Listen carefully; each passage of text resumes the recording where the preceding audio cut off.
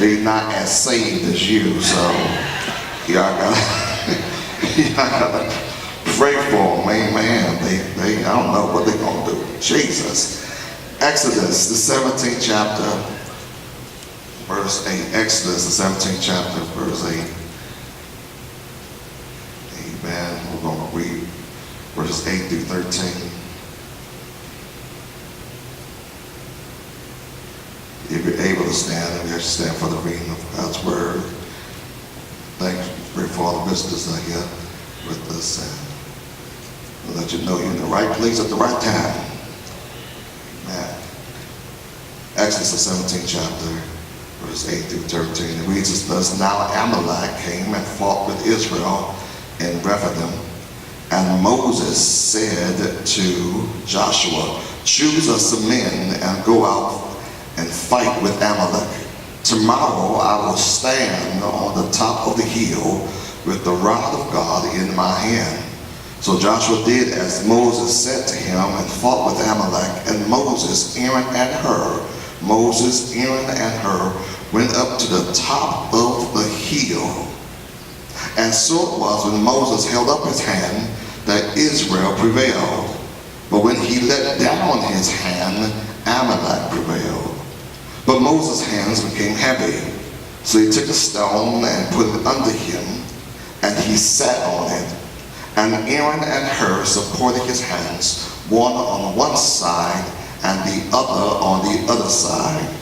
And his hands were steady until the going down of the sun. So Joshua defeated Amalek and his people with the edge of the sword. Today we're going to speak from, it's a question that we're going to speak, and that is, whose hands are you lifting? Whose hands are you lifting? Can you ask your neighbor, whose hands are you lifting? Praise the Lord.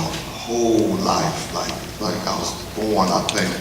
It feels like I was born in the back pew of Shiloh Missionary Baptist Church in St. Paul, Minnesota, son of course, pastor, but grandson of a pastor, and we we're at least third generation of pastors, at least that, and got ministers and pastors all across our families, both sides. It's the family business. I try to run away from this. I did not want to be a pastor because I wanted to make money. I won't tell the truth, shame the devil.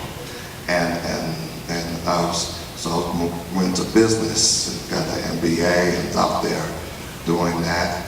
But I still love the Lord, amen, and all that. And then the Lord just ran me down with his calling, and the calling was so strong that when he did end up calling me, I think he called me to preach maybe just 1 year before I started pastoring, and then I had to quit my job and start pastoring full-time over across the way in that church, and that was a little over 16 years ago when I quit my job and started going to this full-time.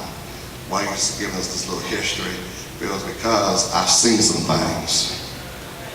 I've seen some things in church. I think now, after 17 plus years in senior leadership, pastoral ministry, having some success and some failures, and made some mistakes, and climbed some mountains and things like that.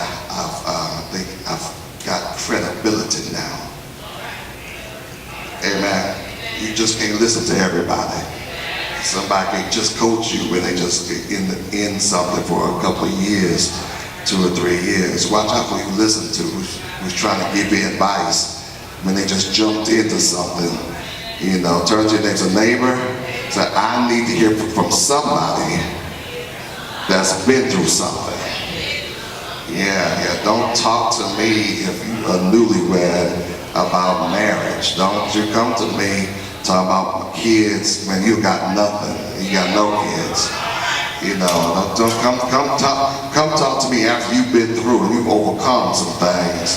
before you start telling me, encouraging me to do all this and all of that and everything. And you can't let people just talk to you here and come into your space without credibility. Credibility. I've seen some things, I've been through a few things. One thing I've noticed in leadership in a pastoral level all these years is that we, the church, has transitioned. We're transitioned. When I was a child, it was all about we, us. So, you didn't mind spending time in church all day because church was family. We weren't so busy and caught up with what we're doing, us individually, because it was all about us, we. And if there was a problem, you would find a solution in the church house. Because if you needed a doctor, the doctor was in the church house. If you needed the lawyer was in the church house. If you needed somebody to watch your children, you have 3 or 4 mamas, big mamas in the church house. If you need somebody to cook you some food and all that. You remember those days? You could find everything in the church house. People didn't mind opening up their homes, and helping everybody else out. And then you didn't have to worry about your business being all over the streets. Because you can trust people. You can find people you can trust in the church house. And that's transition has moved because throughout the years, because we've gone from a we mentality to an I mentality. It's a me mentality, me, my, and I. What can God do for me? We come to church now. If we do come to church, we come to church with a consumeristic attitude. We're looking for what the church can provide me. What services can they do for me? And all that. It's like a checklist and everything. And I feel 2 ways about that. But my question is, if you're looking for the church to do something for you, I'm just wondering, what are you going to bring to the church? How is the church going to grow? How are you going to add value when you come to the church? Right now we live in a society that's individualistic and independent, and that mentality has permeated or spread into the church. You're always going to be concerned about your needs. I understand that. You're always going to be concerned about your desires and all of that, your self health and things like that. We want you to be. That's a base attitude. That's Maslow's law of survival. That's our concern and everything. However, in order for us to grow and for you to grow and for you to move forward in life, you have to understand that you just can't be selfish. Right now we're living in a Lord bless me generation. And if you don't bless me the way I want to be blessed, then I got nothing to do with you. I'll just move I'm going to take my talents to the church down the street or to Home Baptist with Pastor Sheets and the comforter of the Holy Ghost in my bedroom. Amen. Y'all ain't saying nothing. But it's all about what can God do for me. And here's the thing, we test God. We test God. If the church don't measure up, if the pastor don't measure up, if things don't measure up to our expectations, we quickly turn away from God. And we will find excuses to leave and to downplay and to just run down the church. And we will stop everything. We stop testifying. We stop praying. We stop worshiping. We stop giving. We stop coming all together because we think that God is not meeting our needs to our expectations. But how many of you know that God meets your need every day? When He woke you up this morning, He met a need. When He kept your mind clothed in your right mind, He met a need. So just this morning, we was driving, and there was a lady out in the street, running around, crazy, in the street, about to get hit and all that, and just talking to herself, waving around, just up the street, round the corner, waving around and all that. And I said, thank God that's not us. Because how many know that could have been you? Talking to yourself. How many can sit here and tell the truth and shame the devil that is because that in your history, because of your history, but all that you experience, you have the right to be crazy. Running around the street, talking to yourself, talking to demons and spirits and all that. Nobody wants to sit here and testify about that, but that's the truth.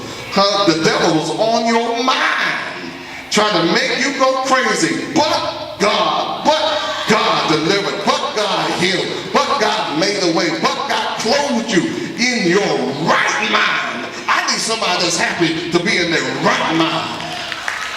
My right mind. I deserve to be crazy.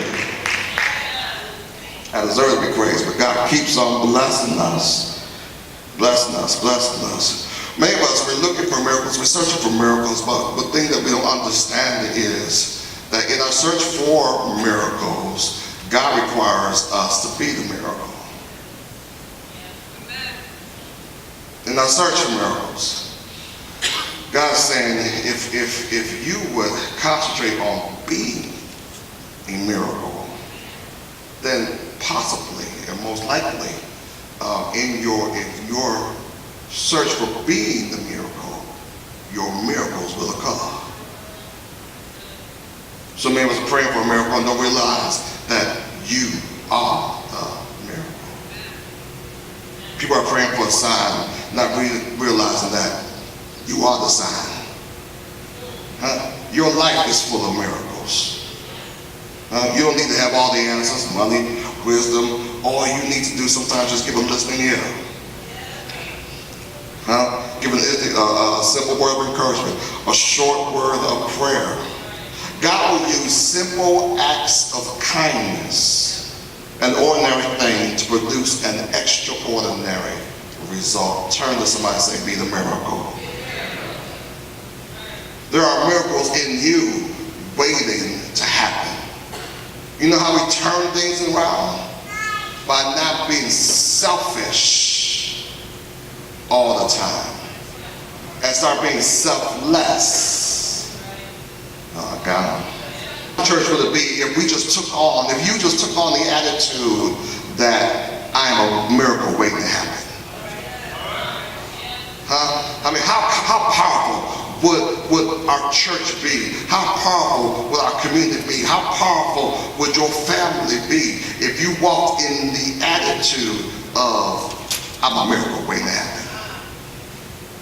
That when you come to me, you're going to be blessed.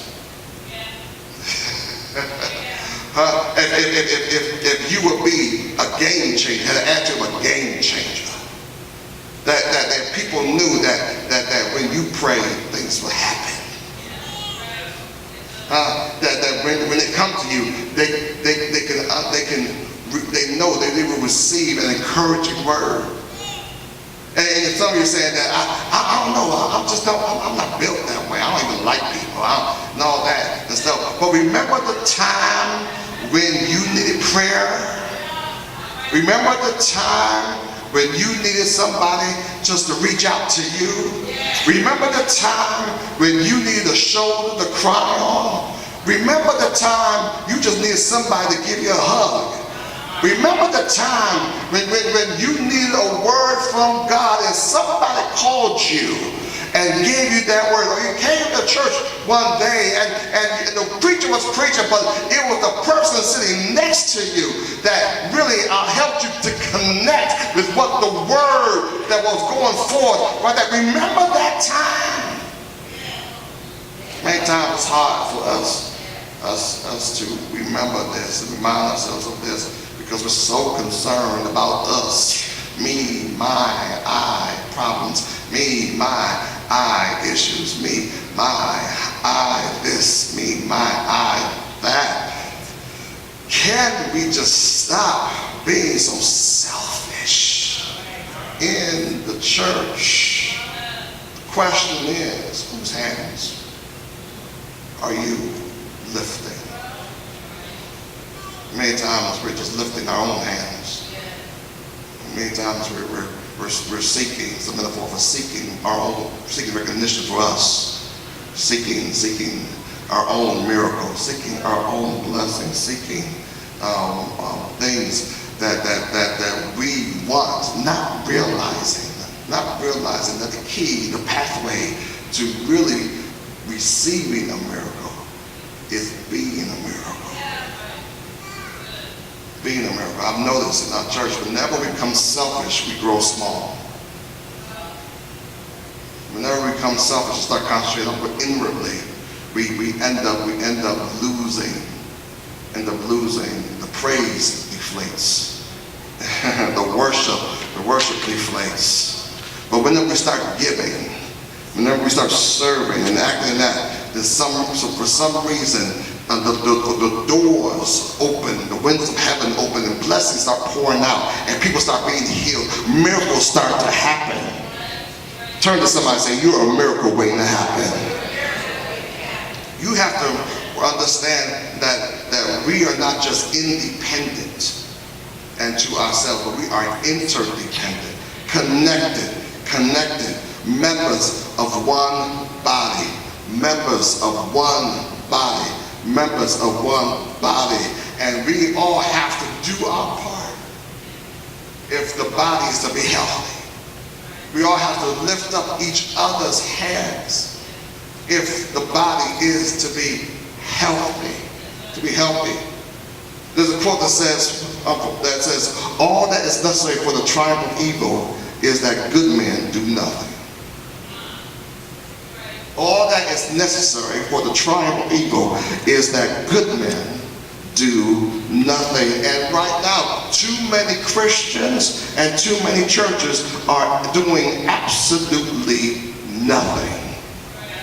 They are standing idly by. They are just mere spectators. And they sit on the sidelines instead of actively participating and working for good. If we just happen to win, if good wins, then they join in on the celebration. But they have done nothing to help to produce the victory. And if we lose, if evil wins, then they complain long and loud. So their own apathy, their do nothing, help produce this result. Which one are you? A complainer or a helper? If you're helping, you have no time to complain. I put it like this: when good people decide to do nothing good, they become good for nothing. And I'm just here to challenge you to not be good for nothing. Well, I ain't getting to this to be good for nothing. I ain't do this just to grow a church. I ain't do this just to build buildings. There's a purpose. There's a higher calling, and that is to serve. And that is to be somebody's miracle that somebody is praying for. Because, believe it or not, your lives are connected to my destiny. If you win, I'll win. And when you lose, guess what? Part of me loses. But baby, instead of losing individually, why don't we win together? Because you can't win all by yourself. It takes a team. It takes a team to do the thing. In our text here, it talks about Moses and the Israelites, and they're making their way through the wilderness, and they are hungry, they're tired, they're thirsty, and God gives them manna and water from a rock. But now there are raiders. The enemy has come up. And it's from the tribe of Amalek. And they have come to rob them of what God has provided them. Now, don't you know there are people who are ready to rob you from your blessing, rob you from your miracle. And in response, Moses commands Joshua to take some men down to fight the Amalekites. That means that you gotta be active. You gotta fight. I ain't hear nobody. You gotta fight. And somebody say, I'm too old to fight. I've been doing this too long. No, baby, you gotta fight. You gotta keep on fighting. And as Joshua goes down to fight, there's three characters in this. There's just Joshua, there's Aaron, there's Ur. And as Joshua goes down to fight in the flesh, Moses goes up to fight in the spirit. You're always fighting on two sides. There's always two sides going on. There's the spiritual and there's the natural. That's why it's important to watch, fight, and pray. It's important for you to pray and work at the same time. You just can't expect God to just do it all by himself. He said this is a partnership. You got to do something. You have to be active. You got to do your part. Turn to three people and say, do your part, do your part, do your part. That while Joshua was fighting the Amalekites down on the field, the actual key to winning was Moses' staff. And as long as Moses held up his staff, Israel was winning. But when the staff came down, then the enemy started to win. And so here the Bible says Moses was holding up for a minute there. He held it up and he was doing a good job by himself. For a moment he was working it out by himself really, really good. And for a moment it will seem like you could win all by yourself. But as time progresses and as ages and stages coming into your life, the Bible says then the rod became heavy. It became heavy and Moses grew tired of lifting the rod. And many of you know that it's hard to fight all by yourself at all times. And there's times where you become weary, there's times you become depressed. And let me tell you, the key to depression is isolation. And Moses, he grew weary. He grew tired.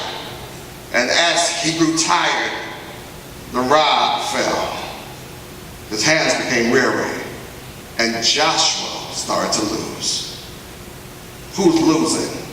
Because your hands are weary. Who's losing?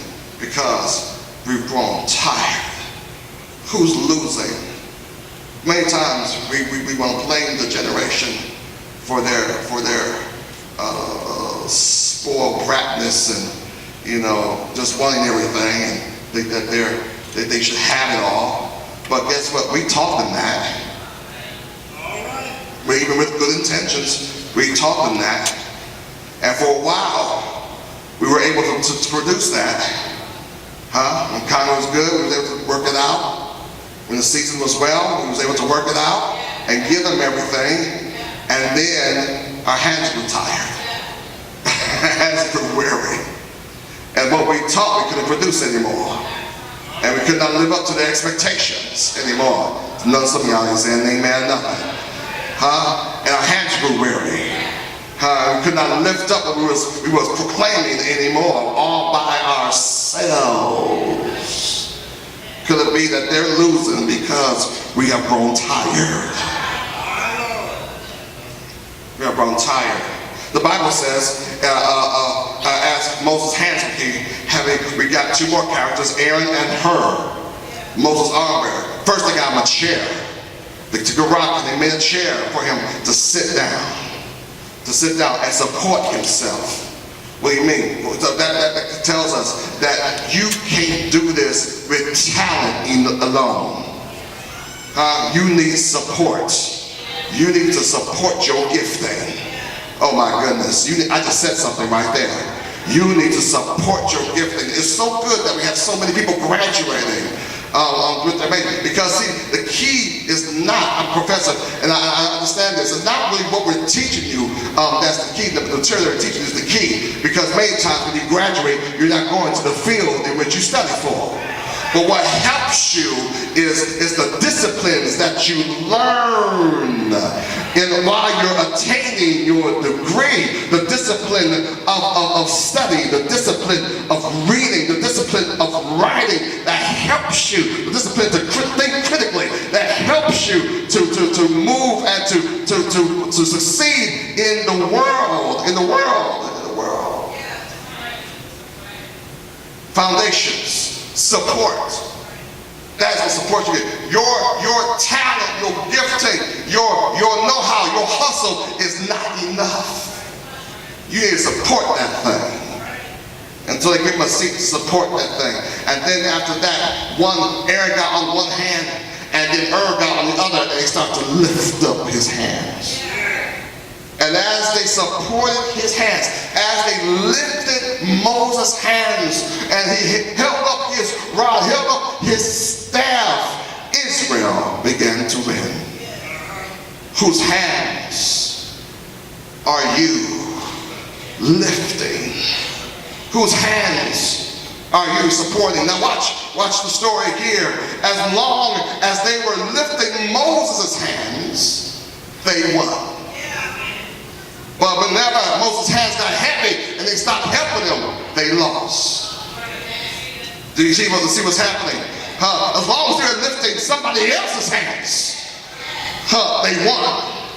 But when they stopped lifting somebody else's hands, they started to lose. I'm trying to help somebody. As long as they was being a miracle for somebody else, they still received the miracle that they needed. But as long as they said, I'm not going to do it, I'm not going to stop to give, to support, I'm not going to do that, then they started to lose. Could it be that the reason why you're losing in life is because you are not lifting somebody else's hands? Whose hands? Ask your neighbor, whose hands are you lifting? Many times we look at the leader, we look at the parents, we look at somebody and we pray. We say, God will provide the strength. God will provide the miracle. God will provide the breakthrough. God will make a way for them. God will work it out, and we ignore it. We ignore the weakness. We ignore the battle. We ignore it, saying that somebody else is going to do it. What could it be that you're that somebody else? If you notice it, then guess what? Maybe you're it. Oh gosh. I know you ain't shouting on this one. But if you're noticing it, then maybe you're it. Many times people say, I wish they just clean up. I wish they just fix that. I wish they just work this thing out. I wish this just would happen. I'm going to leave. No, if you notice it, maybe you're the blessing. Maybe you're the support. Maybe you're the resource. Many times we want to reap our harvest from the area in which we sow. What you're saying? Well, Pastor, I just hooked this up right here for y'all and everything. I need receipts. I need receipts and everything. But maybe if you just plan it maybe just be a miracle. Maybe if you just work it out, maybe God will bless you a whole nother way. I don't know about you, but I've worked out a whole bunch of stuff. And when God said, we stop looking for receipts. We start looking for credits. We start looking for somebody to give you a plaque and everything. This ain't Pop Warner. This is the real game. We ain't just you don't get a participatory award. This is the real deal. This is life. And the award is winning. I got nobody in this place. I got an award. The award is winning. Turn to your neighbor. The award is winning. When you woke up, you won. When you got breath in your body, you won. When you were able to pay your mortgage, you won. When you got the house, you won. When you had your car and tractor, you won. When you got your health, you won. And you reached your harvest. When God kept you alive, you won. I need to see all the winners. Where's my winners at? Where's my winners at? That know that you won. When God bless you, you know today I won. And I need nobody to call my name. I need nobody to give me credit. I need nobody to give me receipt. I won because God just blessed me to do it. Whose hands are you lifting? How do we breathe life back into the church? How do we breathe life back into our communities? How do we bring healing back into our communities? How do we save a generation? Maybe if we just lift their hands instead of talking about them. Lift their hands instead of complaining about it. Lift their hands. Can somebody help me just lift somebody else's hands? What if we just lift up our children's hands, lift up our seniors' hands, lift up our community's hands, lift up the pastor's hands, lift up our leaders' hands, lift up our neighbors' hands. What change could we make? Whose lives will we help if we just lift up somebody else's hands? We have to lift up hands, and we have to lift up the sword. Yes. So Joshua, everybody has this gift to do something. Please understand that. And this is one thing that we have to understand in the church, that you don't have to be the preacher, the songster, the musician, the deacon, the usher to lift up hands. Wait a minute. You don't need a position. You don't need a title to lift up somebody else's hands. Joshua had a sword. He had a sword. And Moses said, your job is not to stand by me, Joshua. Your job is not to be in the pulpit, Joshua. Your job is not to be on the prayer line, Joshua. But your job is to be in the field. I need you to use your sword. I need you to fight the battle. Somebody just missed that. Because you're looking for somebody to call you when maybe you have already been called. There's some people out here in the community, in your city, in your neighborhood that only you can reach. That only you can touch. They will come to church only because you invite them. They will come to know Christ only because you said, come and see a man. What am I saying? Use your gift. Use your sword. Don't wait for somebody to give you a certificate, a title, a calling. You go ahead and use what you've got to do your part. And by Joshua lifting up his sword, he was in turn lifting up Moses' hands. Now everybody can be the leader, but everybody can lead.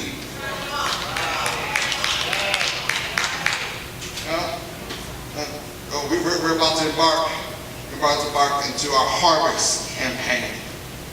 Next Sunday, I'm bringing in a evangelist specialist. First time we ever had to do this. The first time we had to do this because it's not, we want to fulfill the Great Commission, and for 27 years we've done it well. We've fulfilled it, but in the last couple of years we've been a little lax because we stopped lifting each other's hands. The Lord put into our way a specialist and said, somebody come in and give us a jolt. To do something, not to just revive us into a spark, but to create a plan to win souls and to reignite the spark of bringing others to Christ. Yes, sir. What is it? It's igniting the spark to lift other people's hands. Can I tell you something? Everything that we need is in the house. Can I tell you something? Everything that you need is in the house. We don't need nobody else to come and do something for us. Because God has placed every answer, every solution, every resource that's needed in the house. It's here. We are the miracle. Every time we try to go outside of us, God redirects us and tells you, go back in. Stop looking on the outside when I'm giving you everything on the inside. Some of you have swords, and some of you here are here to lift up our hands. We need to use your gift to lift up our hands. Yes, sir. This is the question that we're going to be asking. And I challenge you on today. Whose hands are you willing to lift? It's cool that you come to church. I'm grateful for you. It's cool that you tithe and you give. I'm grateful for you. But then who is losing because you won't lift up their hands? There's people in our own households who are going straight to hell. And you're watching them. You're watching them go straight to hell. And you're complaining about them. They're going to find their own way. I'm too busy doing me. And you've asked a couple of times, you reached out a couple of times, but they kept telling you no. You're like, well, forget it, I'm just going to pray on it. I'm not going to bother anymore. I'm going to let the Lord do it. God said, see, Joshua, the fight was going to be easy.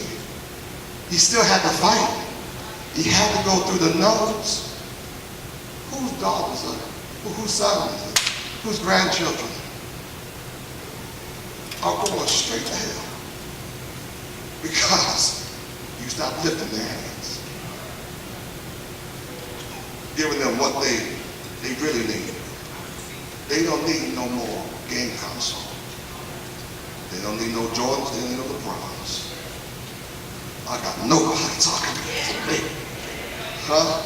They don't need no more material things. Look at their closets. How many pairs of shoes can you wear? When I was growing up, I had 2 pairs of shoes. I had school shoes and Sunday morning shoes. I ain't saying we gotta go back to all that.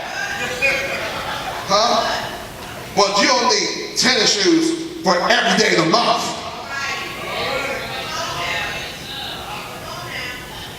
And you're wondering why you got financial struggles. Because you be lifting up the wrong hands. You lifting up Nike's hands, and you lifting up Puma's hands, you lifting up Converse hands. I got nobody talking to me. Then you're going to come to church and say, I can't tithe.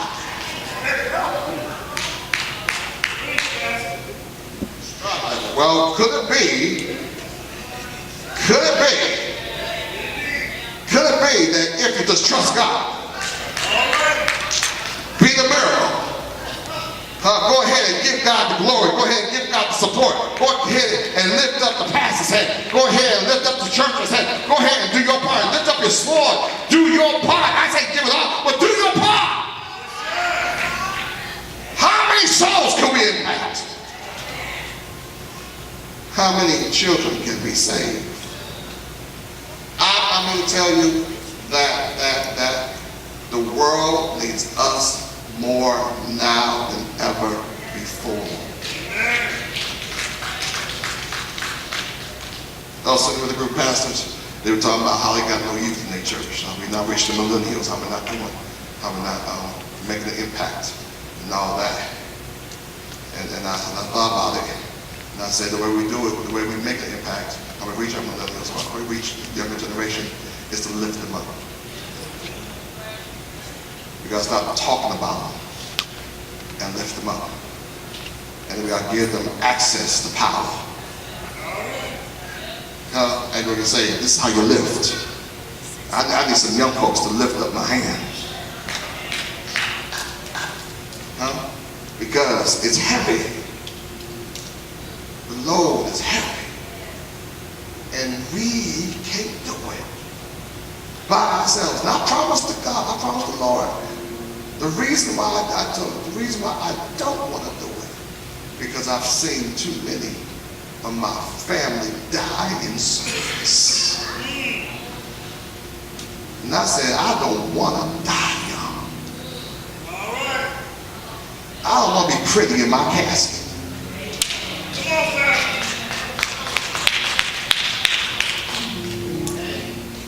I want to live.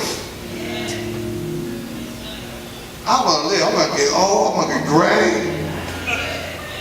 I don't want to die. Serving. Jesus died so I can live. And doggone it, I'm going to live. I'm going to live. I'm going to live the way he lived. Is somebody to lift up some hands. Help us lift up the hands. I need somebody that's willing to lift up my hands. I need somebody that's willing to get on either side and lift up my hands. I need old people to help me lift up my hands. I need young folks to help me lift up my hands. To lift up our hands so that God's will be done. So that souls will be saved. And when we lift up each other's hands together, watch God move. Watch him provide the miracle. Watch him heal the bodies. Watch him give you the money. Watch him give you the resources. Watch him give you the promotions. Watch him open the doors when we lift up each other's hands. Can I take somebody to help lift up hands and praise God for being the miracle? How many are willing to lift up hands? To lift up somebody else's hands, lift up this church's hands. I know there's somebody that's waiting for us to answer their prayers. Now I ain't just talking about paying somebody's rent. I'm talking about doing this something temporary. I'm talking about saving somebody's soul. The reason they call this a sanctuary is because it's a safe haven. Yes, sir. Everybody's welcome. I got no pocket. Everybody's welcome. Everybody's welcome. From the king to the servant, everybody's welcome. From the president to the prostitute, everybody's welcome.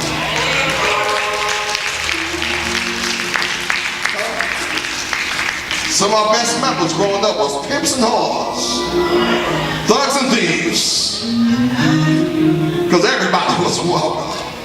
That's the kind of church I was grew up in. Some of y'all too sedity for me. I don't know how y'all up in California, but when I was growing up in the Midwest, everybody was welcome in the house of God. Some of y'all know what I'm talking about. We didn't care about your sexuality. We didn't care about who you were sleeping with. We were that everybody is welcome. And you get to the house of God, all we want to do is get you saved and let God do the work. But come into the house. There's joy in the house. There's peace in the house. There's love in the house. Because everybody is welcome. Come in high. Come in with a dress skirt all the way up to the crack of your butt. I don't care. Get into the house of the Lord.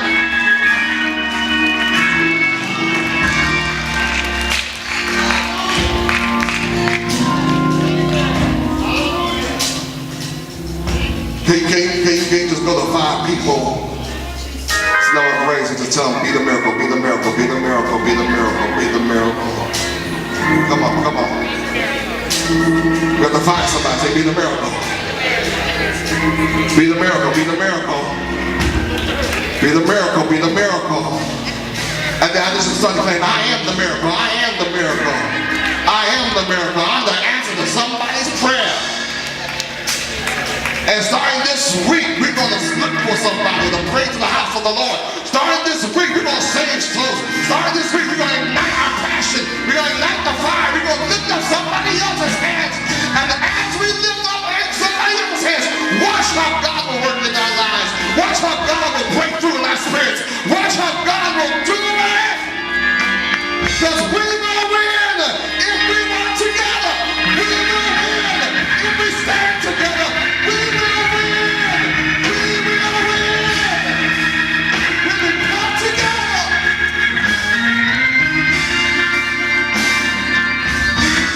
So we got to come together. gotta come together. We gotta come together. Look at somebody, tell them, lift up my hands. Come on, lift up my hands. Come on, lift up. Yeah, there we go. There we go. I've been trying to get y'all to do that all service.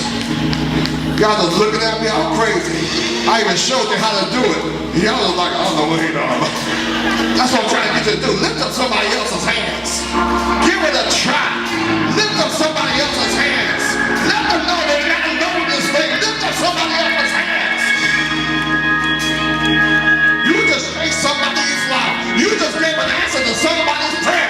Somebody just walked off the street. They had a hellacious week. The devil tried to kill them. The devil tried to destroy them. They needed this today. They just needed to lift up their hands. Go your devil. Go your devil. I'm here to lift up your hands.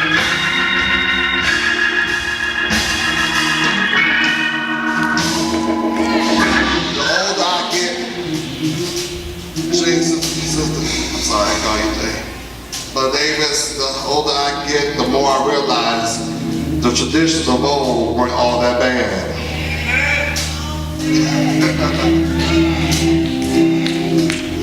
They were foundational.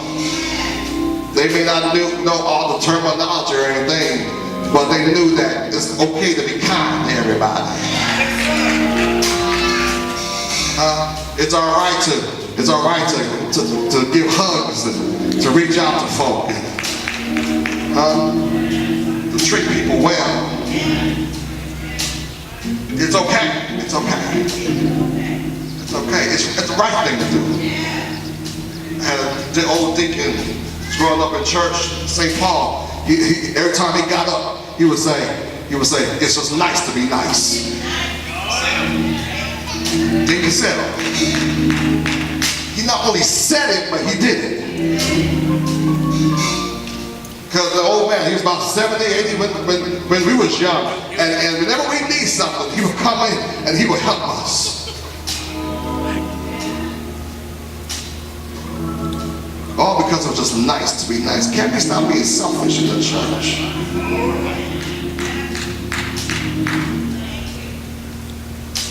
Can I tell you something? I ain't gonna look this way, and I don't want nobody to think about get mad at me. But can I tell you something? The church don't owe you nothing.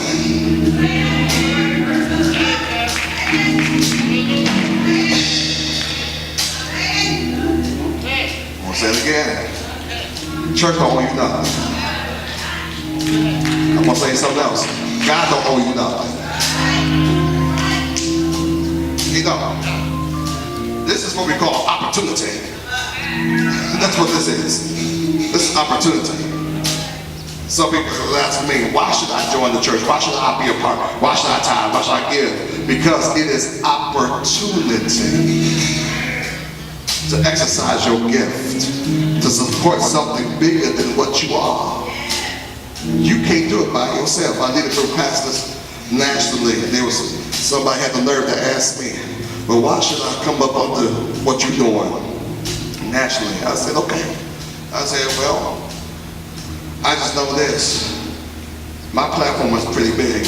Alone, individually, it's pretty big. But when I come together on this bigger stage, it's a bigger platform. And I can do more here than I can do by myself. Now, I don't care how large you are, I don't care how big you are. You can only catch so many fish alone. Instead of fishing with rods, now you're fishing with a net. And when you have partners, you'll get a net-breaking blessing. But not one person can do a net, can work a net. It takes all of us to work nets. I'd rather be blessed with you than being broke without you. Can we be blessed together?